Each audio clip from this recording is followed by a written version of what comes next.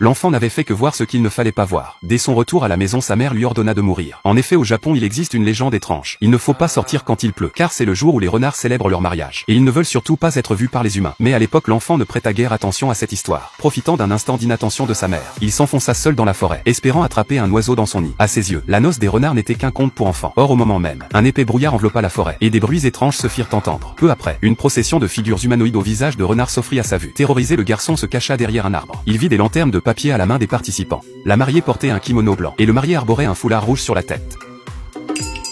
Ils avançaient de 2 pas puis s'arrêtaient. De 3 pas puis tordaient leur corps. Chaque geste glaçait le sang. Ils scrutaient les alentours, comme s'ils redoutaient d'être vus par un être humain. À mesure que la procession approchait, la musique éthérée devenait de plus en plus distincte. Blotti derrière le tronc, Arthur sentait son cœur battre à tout rompre. Il retint même sa respiration. De peur du moindre bruit, il bougeait lentement, s'efforçant de rester dissimulé derrière le large arbre. Il redoutait d'être repéré par les renards, qui eux-mêmes craignaient d'être observés par les humains.